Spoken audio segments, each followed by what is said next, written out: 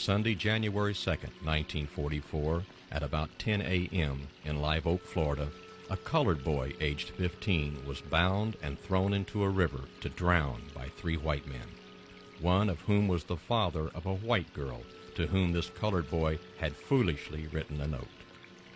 Elbert C. Robinson, attorney at law.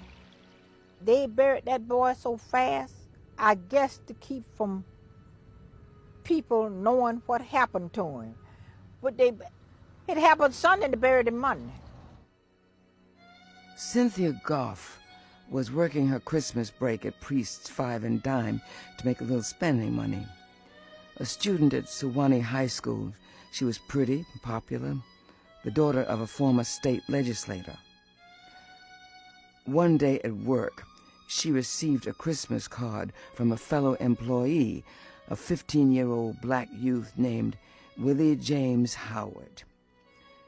Willie James later learned the card upset her, so he wrote a letter of apology. Cynthia showed the note to her father, former state legislator Phil Goff. He was outraged. He rounded up 2 of his close friends and drove to Willie James's house. Willie's mother said the men pulled a gun and forced him into the truck. Then they drove to the lumber company where Willie James's father worked and picked him up. From there, they drove to Sewanee Springs. You know, it was something strange about her walking from one end of the porch to the other one, but she didn't tell us. And so I asked about where was Willie James, and she said they came and got him, and he said he would bring him back after a while. She said some white men had come there and got him and said he would bring him back. The 3 men bound Willie James's hands and feet while his father watched helplessly.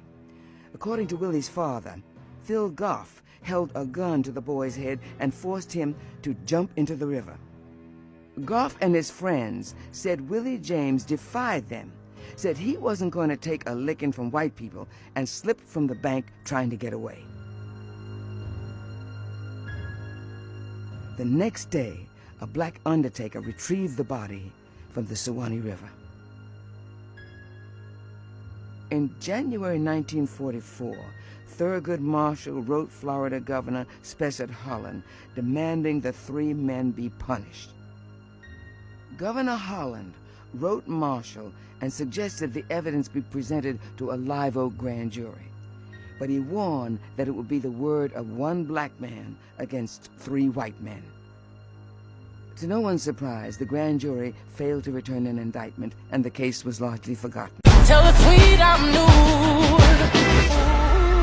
I'm telling these tears go and fall away, fall away. Oh, may the last one burn into flames.